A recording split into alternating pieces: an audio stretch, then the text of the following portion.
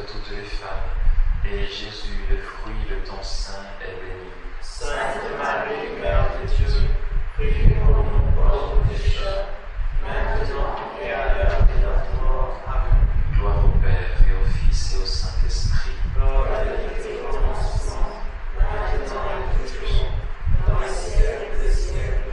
Amen. Marie, Mère du Verbe, Priez pour nous. Marie, trône de la sagesse, Priez pour nous. Marie, épouse de l'Esprit, Priez pour nous. Marie, Reine immaculée de l'univers, Priez pour nous. Saint Joseph, Priez pour nous. Saint Pierre et Saint Paul, Priez pour nous. Saint Jean de la Croix, Priez pour nous. Sainte Thérèse d'Avila, Priez pour nous. Saint Antoine de Padoue, Priez pour nous. Saint Thomas d'Aquin, Priez pour nous. Saint Augustin, Priez pour nous. Saint Jean Chrysostome, Priez pour nous. Saint Pierre Chrysologue. Priez pour nous.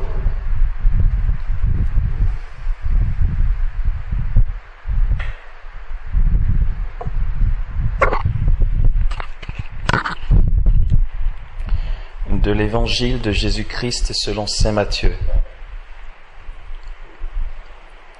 Quant aux 11 disciples, ils se rendirent en Galilée, à la montagne où Jésus leur avait donné rendez-vous.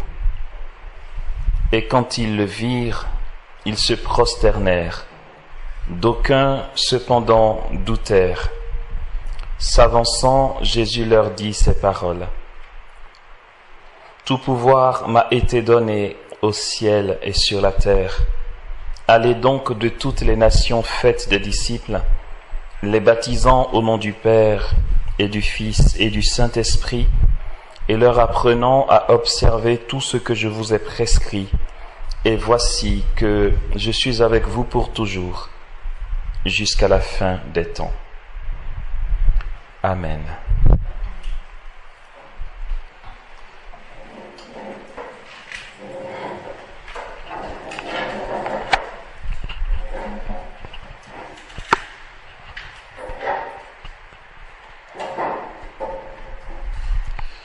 Ok. Dernier virage. Bien sûr, on n'a pas pu tout voir. Je vais adapter le dernier virage, ok, pour qu'on ait quand même une conclusion, un point de chute après tout ce qu'on a dit. Il nous reste un troisième point lié à l'engagement. C'est l'enjeu. L'enjeu qui est lié à l'appel ou à la vision. Il est clair, d'après le texte que nous venons d'entendre, que le chrétien est baptisé pour témoigner. Le Christ nous envoie en mission, proclamer la bonne nouvelle à toute la création. Et juste avant l'envoi en mission, il dit bien que tout pouvoir lui a été donné au ciel et sur la terre. Et donc c'est en son nom que le chrétien va annoncer l'évangile sans peur de la persécution, sans peur des difficultés, parce qu'il part avec le pouvoir du Christ. Le pouvoir du Christ qui n'est rien d'autre que le pouvoir que nous confère l'autorité de l'Église. Puisque l'Église est corps mystique du Christ, en partant au nom de l'Église, nous partons au nom du Christ, revêtus de son autorité et de son pouvoir. C'est pourquoi c'est important pour nous, en tout cas chrétiens catholiques, de travailler en Église. Dans l'Église, il n'y a pas d'électron libre. Sinon, on ne fait pas partie du corps du Christ. Et personne n'en fait à sa tête. Il y a toujours une instance supérieure dans l'Église. Même si tu as des embrouilles avec le pape François, il y a toujours une instance supérieure. Ah bon? Ben oui. Parce qu'il y a des évêques qui sont juristes, avocats, juges. Il y a ce qu'on appelle les procès ecclésiaux, d'accord? Donc même si tu as en face de toi le pape François que tu juges avoir été injuste, ben tu peux faire appel. Quand lui-même écrit ses encycliques, c'est corrigé par la Congrégation pour la doctrine de la foi. Voyez, il n'y a pas de gourou dans l'Église. Donc c'est important que nous travaillions en Église. Je vais aller un peu vite. Je suis désolé à cause du temps qu'on a pour essayer de voir le plus de choses possible. Mais l'idée là ce soir, c'est de voir comment concrètement nous pouvons vivre cet appel du Christ qui est d'annoncer l'évangile, nous qui sommes ici. Ok. L'enjeu. Il y a le motif, il y a la mise en route que nous avons essayé d'éplucher hier à travers un tas de Bataclan, ok? Nous sommes dans l'enjeu. L'enjeu, c'est quoi? Je veux dire, je m'engage en vue de quoi? Je m'engage à la suite d'un motif. Le motif, l'idéal serait qu'il soit solide. Je me mets en route en fonction du motif pour aller vers quoi? Vers un enjeu. Et cet enjeu, nous savons ce que c'est. En deux parties.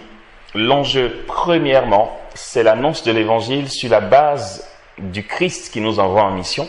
Donc, primo, un enjeu et un engagement. Pourquoi? Parce que le Maître nous le demande. Ok? Parce que Jésus nous le demande.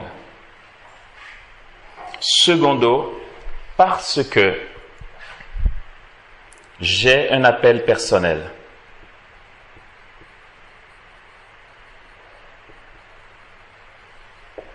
Ok.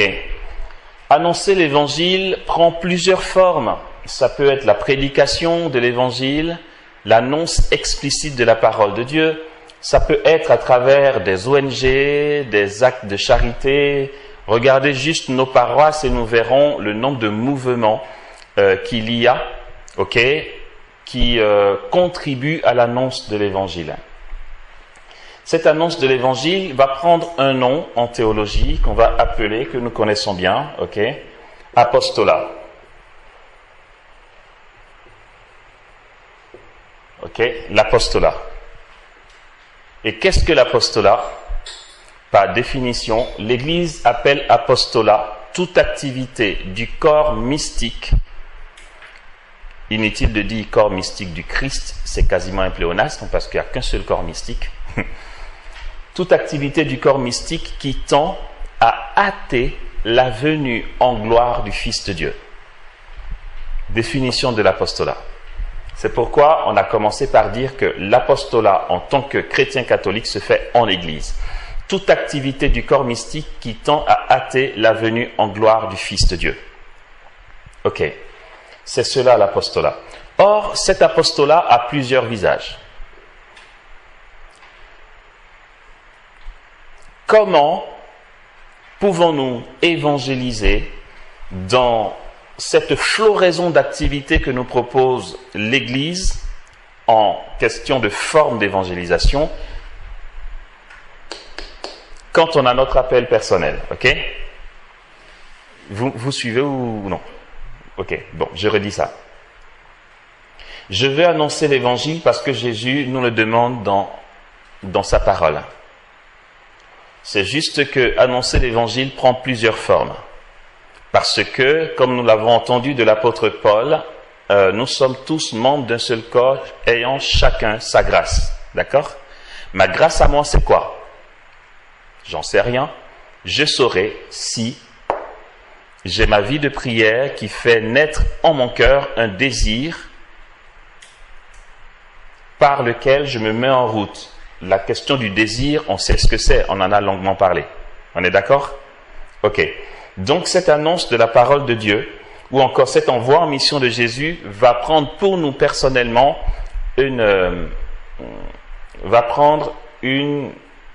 je suis fatigué. Une forme particulière, ok, pour nous. Et cette forme particulière va nous donner, c'est un petit récapitulatif d'hier, va nous donner d'intégrer soit une fraternité, une communauté, un groupe de prière, un mouvement, selon ce que nous avons dans le cœur. Ça nous ramène à l'appel personnel.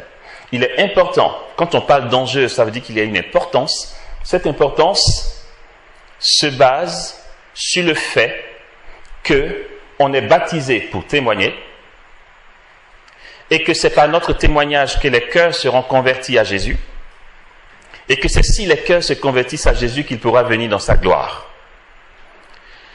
La venue en gloire de Jésus ne se mesure pas en date. Il n'y a pas une date où il va venir. Jésus viendra au moment favorable. Ce moment favorable peut être hâté par notre prière ou notre apostolat. Jésus viendra, d'après ce que dit l'apôtre Pierre, quand tous les cœurs seront gagnés au Christ. Si nous qui sommes envoyés en mission, on ne bosse pas, ben le temps va durer. Si on bosse, ça va hâter la venue en gloire du Fils de Dieu. Rappelons-nous, il a appelé apostolat toute activité du corps mystique qui tend à hâter la venue en gloire du Fils de Dieu. D'accord ?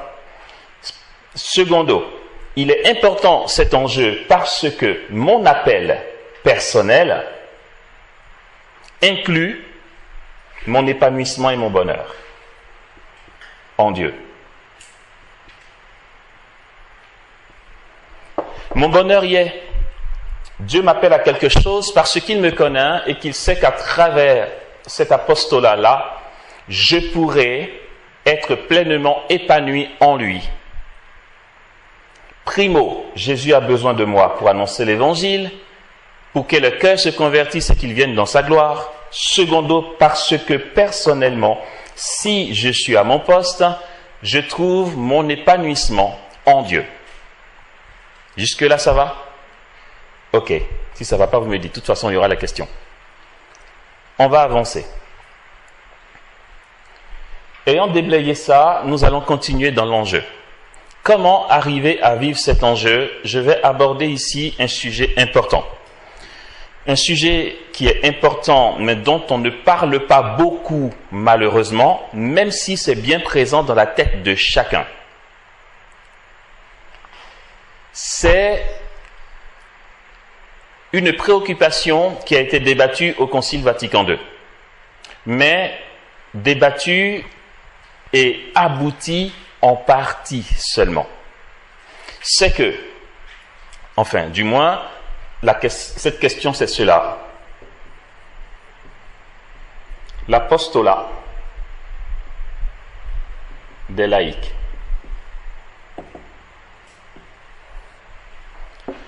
C'est super important ce truc. Pourquoi en partie au Concile Vatican II? C'est qu'avant le Concile Vatican II, l'Église fonctionnait par le biais de ses pasteurs. Le côté hiérarchique. Les laïcs étaient des consommateurs passifs. Ils vont à la messe, le prêtre fait tout, ils rentrent chez eux. Depuis le renouveau charismatique, et comme je le disais la dernière fois, avec le cardinal Schönens, qui était encouragé par le pape Jean XXIII, il y a eu un travail qui a été fait au Concile Vatican II pour que les laïcs exercent leur charisme au sein de l'Église. Cela a abouti. Les laïcs ont eu gain de cause. C'est après le Concile Vatican II que le renouveau charismatique a été accepté officiellement dans l'Église. Autrement dit, les laïcs, exercez vos charismes, allez-y, feu. Ça, c'est très bien, une grande avancée. Par contre, il y a un autre souci à éplucher.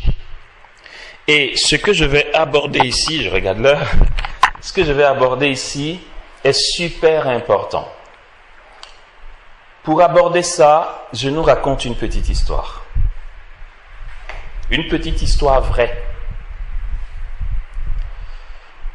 Si vous partez sur Internet et que vous tapez « Communauté des Béatitudes », vous allez avoir l'explication de ce qu'est la communauté catholique des Béatitudes, mais vous aurez d'autres articles comme intitulés du genre La secte du Vatican, ou encore des tas de témoignages de personnes qui dénigrent la communauté.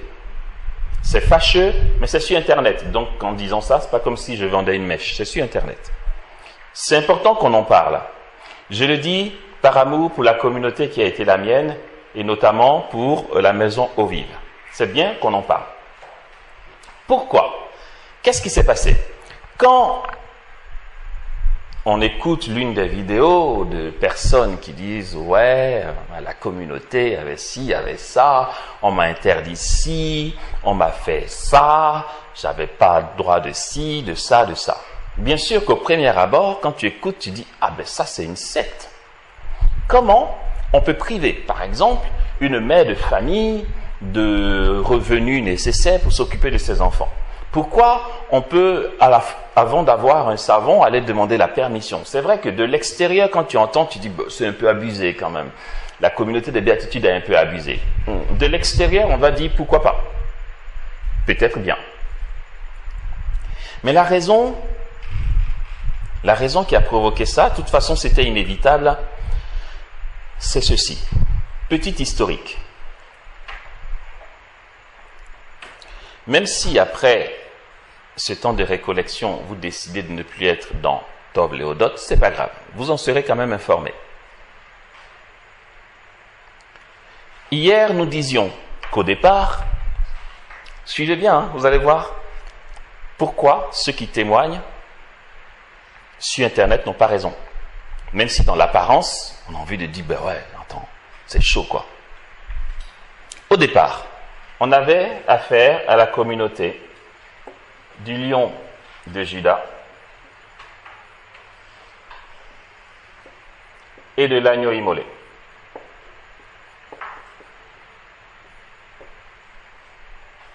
Au départ. Pourquoi le nom a changé? Le fondateur a proposé qu'on passe du lion de Juda à la communauté des béatitudes.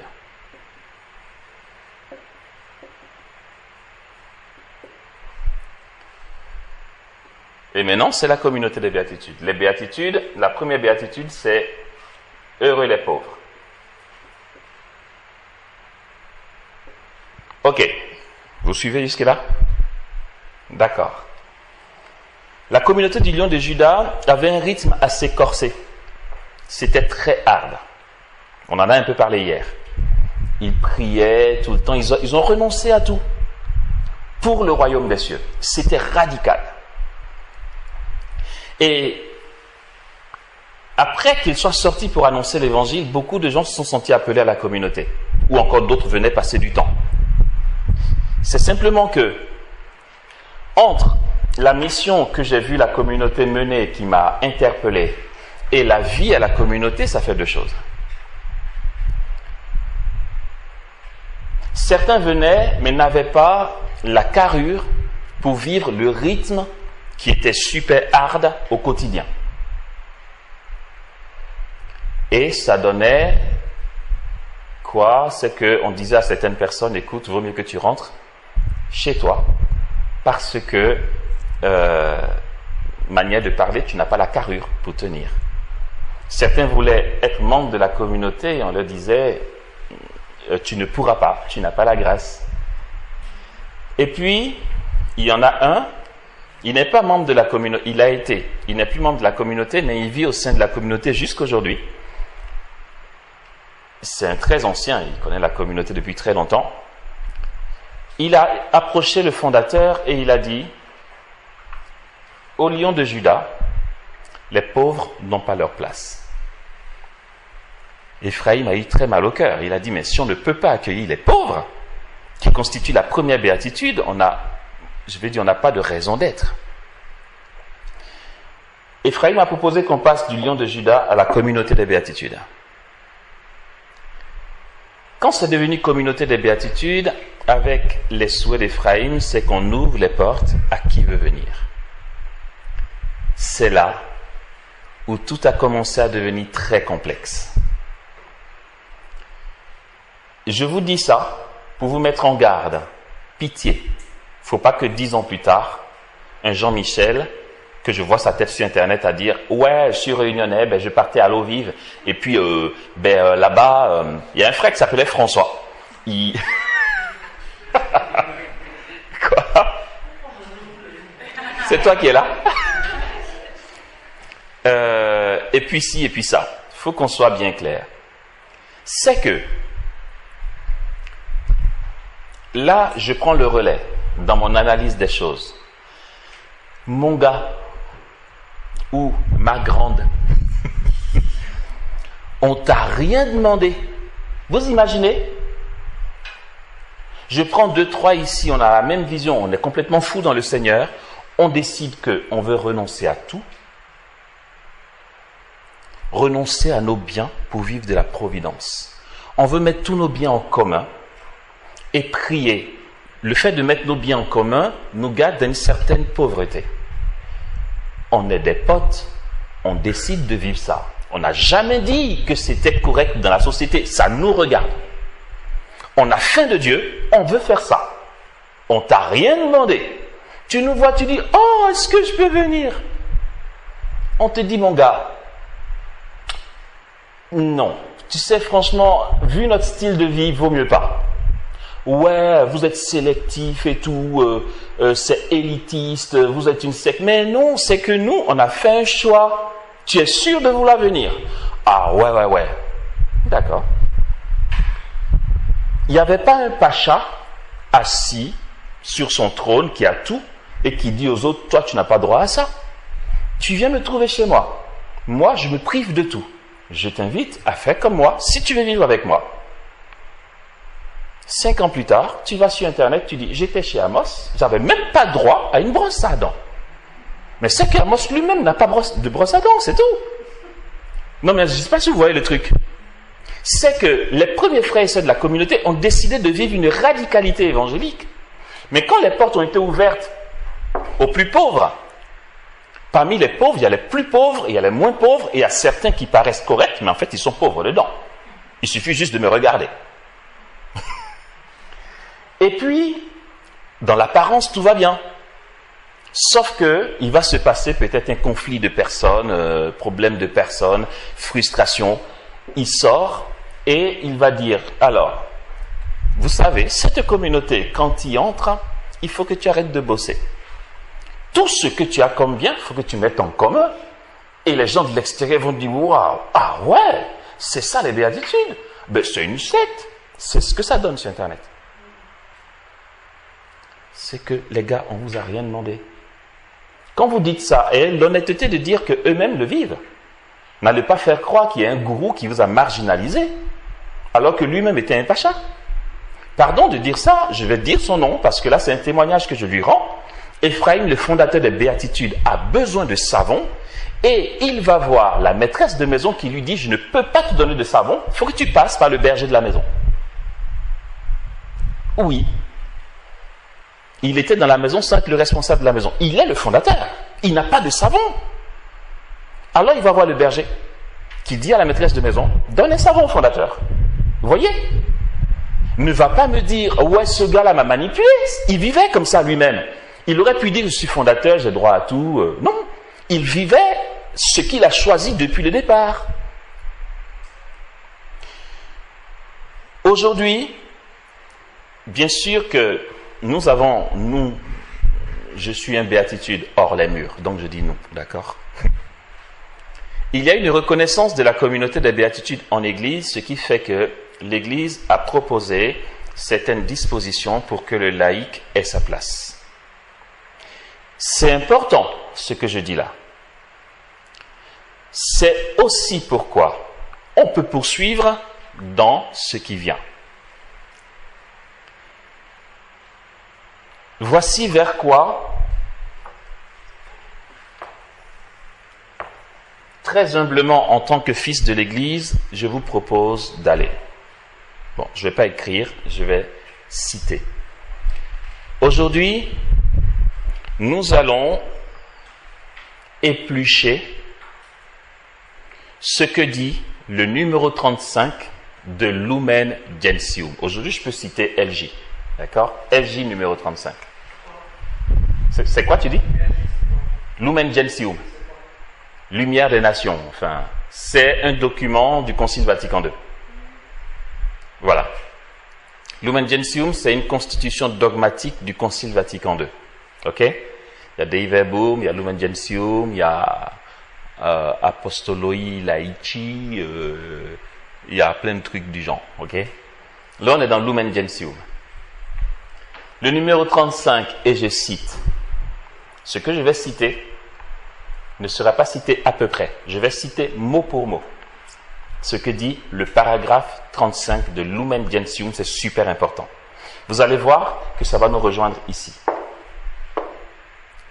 Il s'agit d'un paragraphe d'église qui parle de l'apostolat du laïc.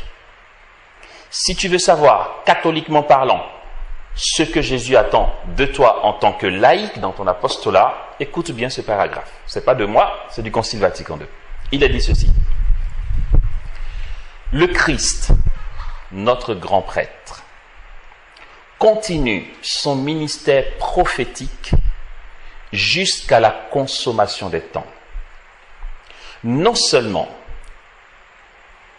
par le clergé qui enseigne et gouverne en son pouvoir, mais aussi par les laïcs qu'il pourvoit du sens de la parole et de la foi afin qu'éclate dans la vie sociale, familiale, professionnelle, la force de l'évangile.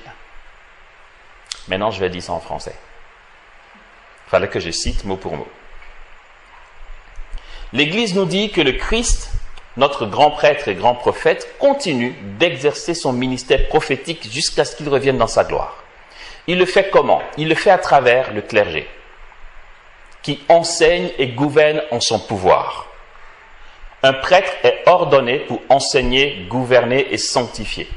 Enseigner, on sait ce que c'est. Gouverner, on sait ce que c'est. Il est curé de paroisse ou responsable. Sanctifier, c'est qu'il dispense le sacrement. C'est pour ça que le paragraphe dit qu'il enseigne et gouverne en son pouvoir, non seulement par eux, mais aussi par les laïcs. Les laïcs, il les pourvoit du sens de la foi, donc ça veut dire que le laïc est appelé à faire preuve de foi, et du sens de la parole, afin qu'éclate dans la vie sociale, professionnelle et familiale la force de l'Évangile. Entendons que le lieu premier du témoignage du laïc, c'est d'abord et avant tout dans la vie sociale, professionnelle et familiale. C'est important. Frère François est là, après vous verrez quoi faire. Mais il est important, si toutefois, là c'est une proposition, voilà, vous en faites ce que vous voulez, moi je pense qu'il est indispensable d'avoir un petit document de règles de vie, une feuille de route, voilà, ou une charte pour dire nos marges de manœuvre. Moi, je fais partie d'une équipe qu'on appelle l'équipe des écoles de prière. Il y a une équipe à Abidjan, à Paris, en Belgique. Là, on est en train d'ouvrir l'Allemagne et le Burkina Faso. Nous sommes tous des laïcs. Parfois, les frères et sœurs me disent, mais il faut que tu donnes un bon coup de gueule, excusez-moi l'expression, parce que on n'est pas tous là quand il y a réunion, on n'est pas tous là quand il y a prière, etc. Tout ce que je fais, c'est d'exhorter chacun à être face à son Dieu et responsable. Je ne veux pas mettre la pression à qui que ce soit en disant « Pourquoi tu n'étais pas là hier ou à la dernière réunion ?» Je ne ferai pas ça. Ce que je n'arrête pas de leur dire, et je sais que c'est la conséquence de ce que je leur dis, ce que je n'arrête pas de leur dire, je leur dis ceci. Nous aurons le moins de réunions possible, le moins d'activités possibles, pour ne pas que les activités des écoles de prière pèsent sur votre vie de famille. Le travail et la vie sociale et la vie de famille passent avant nos réunions. Une fois, il y en a une d'entre elles qui m'a appelé. On ne l'avait pas vue depuis 3 mois. Allô? Oui, frère Amos, alors comment tu vas? Elle était surprise de m'entendre tout joyeux. Elle dit, t'es pas fâché? Pourquoi je dois me fâcher? Ben, parce que j'ai disparu de la circulation, ça fait 3 mois que vous ne me voyez pas. J'ai dit, oui, je sais. Et t'es pas fâché?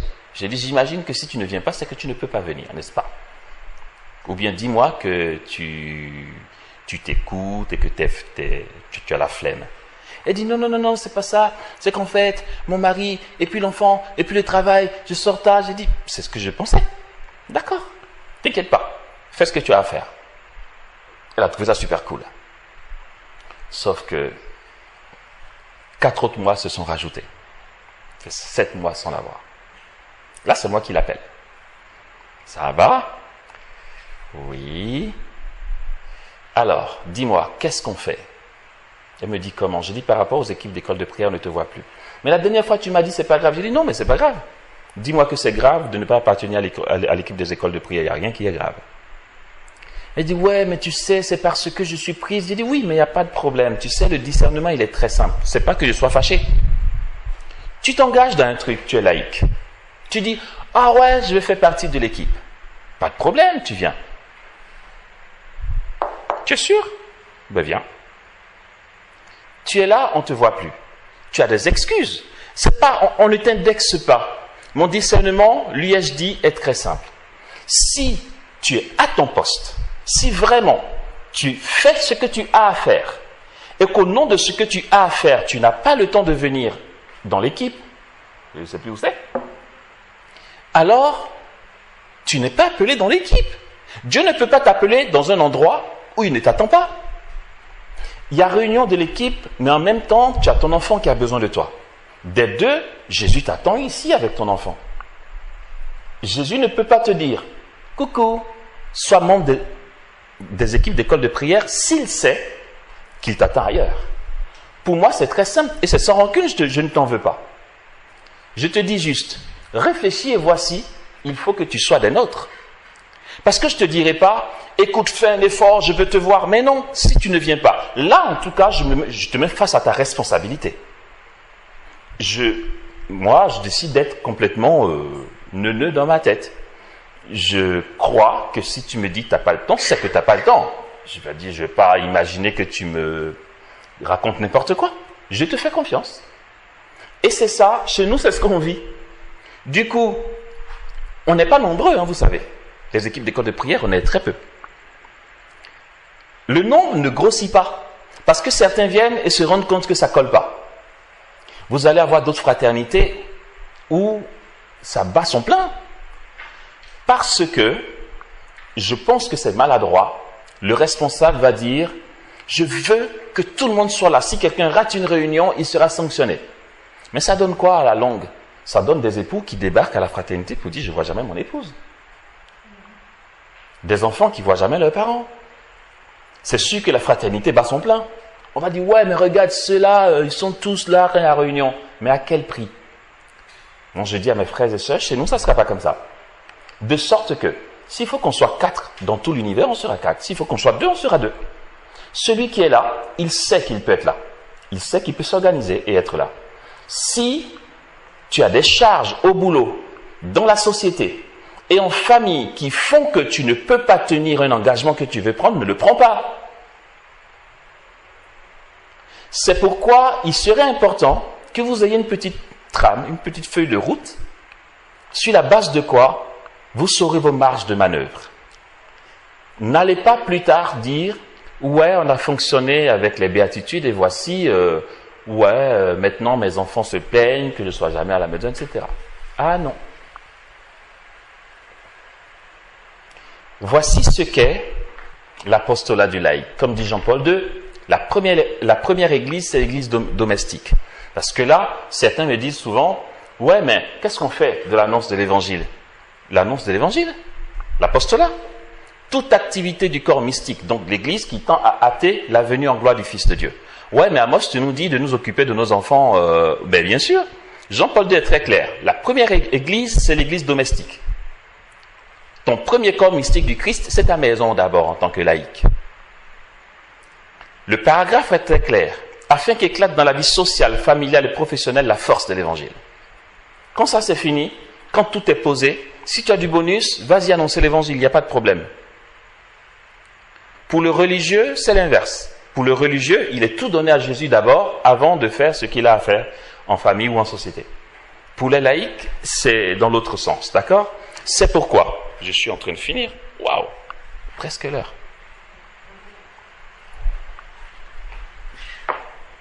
Concrètement, frères et sœurs, après avoir très rapidement fait le tour de l'enjeu,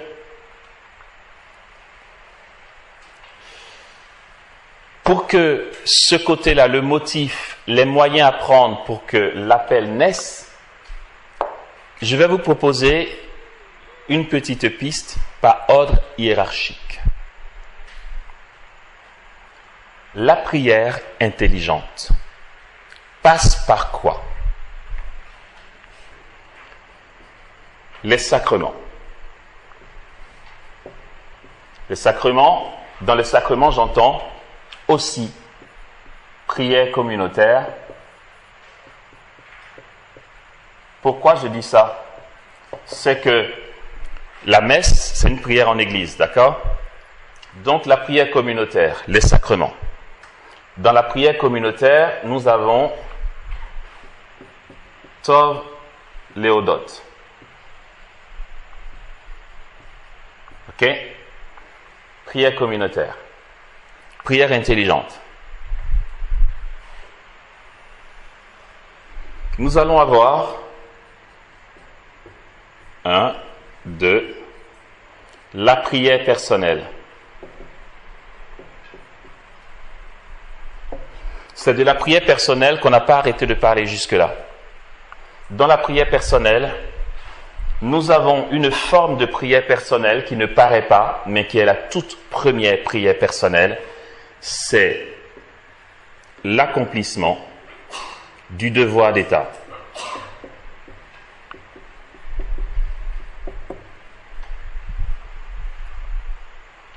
Accomplissement du devoir d'État. Dans l'accomplissement du devoir d'État, il y a plusieurs domaines qui sont la profession,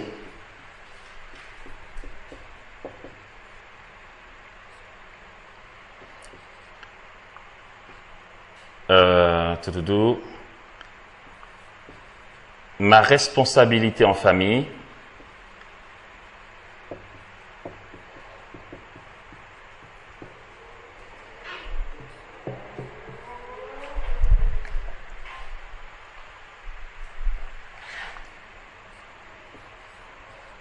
mes engagements,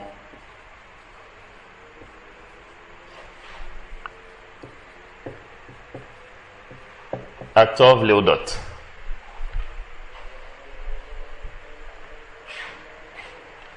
Ensuite,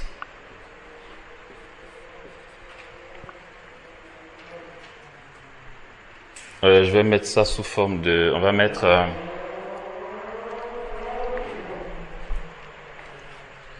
mettant explicite de prière.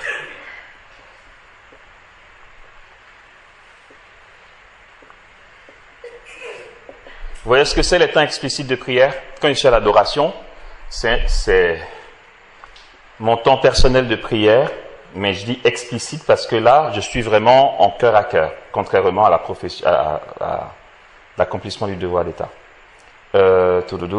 Non, j'ai mal fait. Ce trait-là rejoint l'accomplissement du devoir d'État. Ça, c'est petit a, B, C du devoir d'État. On n'a qu'à dire ici, c'est grand A et ici, c'est grand B. Je suis en train de vous embrouiller. Hein. Allez, on reprend. 1. Prière communautaire. Les sacrements. Prière communautaire, Atov Léodot. 2. La prière personnelle. Dans la prière personnelle, il y a un grand A et un grand B. Dans le grand A, c'est l'accomplissement du devoir d'État qui passe par la profession, la responsabilité en famille et mes engagements à Tov Léodot. Et dans le B, mettant explicite de prière, qu'on va nommer, il y en a plusieurs formes, hein, le chapelet, l'adoration, lecture spirituelle, lexio, etc. Ok? Chacun voit. J'écris. Vous entendez quand même parce que j'écris mal. Voyez comment ça se découpe dans tout ça? Après, je veux dire, on est tous de beaux parleurs. Hein. Je dis ça, c'est galère à vivre. Est-ce que je vous dis que je suis nickel là-dedans? J'en sais rien. Mais au moins, vous ne direz pas que vous ne saviez pas. Si ça s'est vécu, on est de bons témoins de la foi. En tant que laïc, voici où Dieu nous attend d'abord.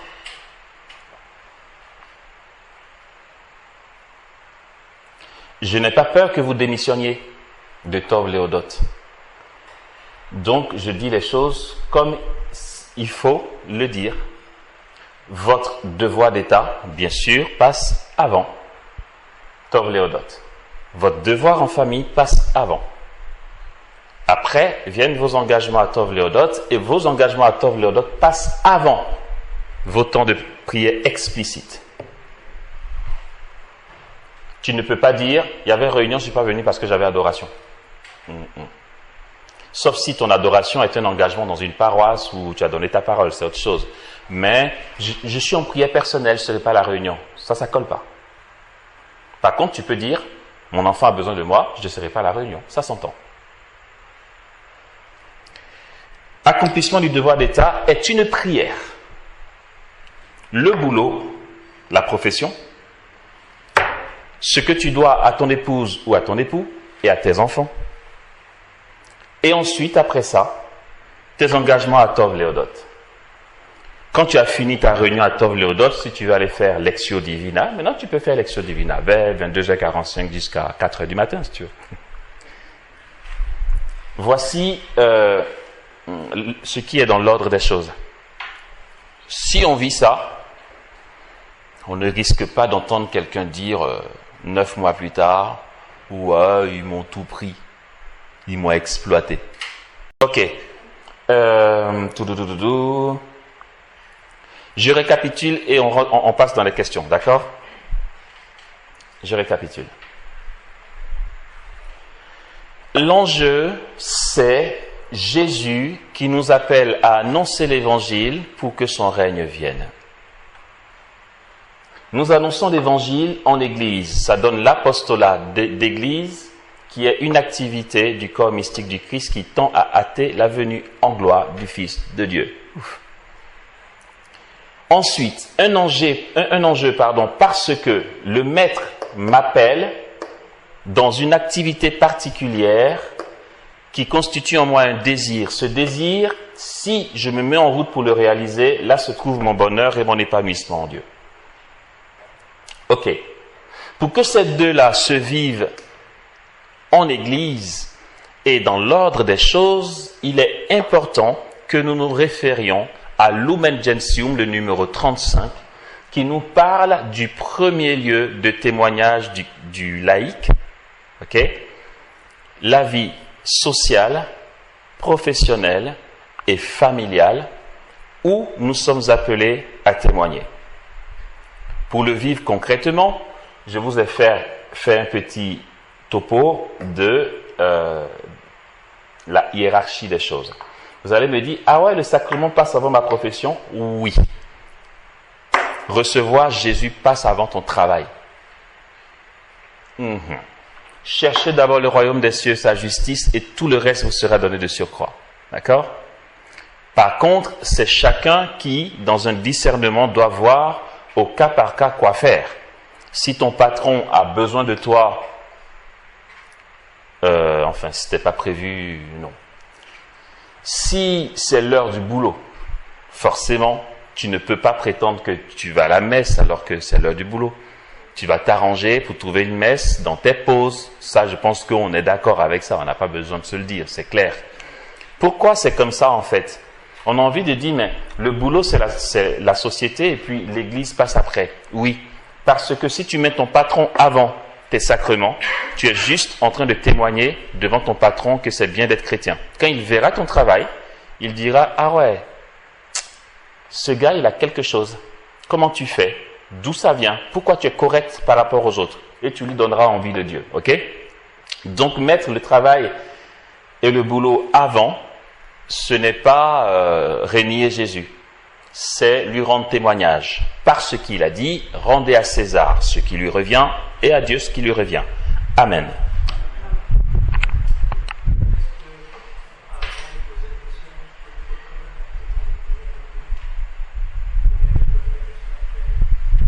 Après la question, comme ça on finit par ça.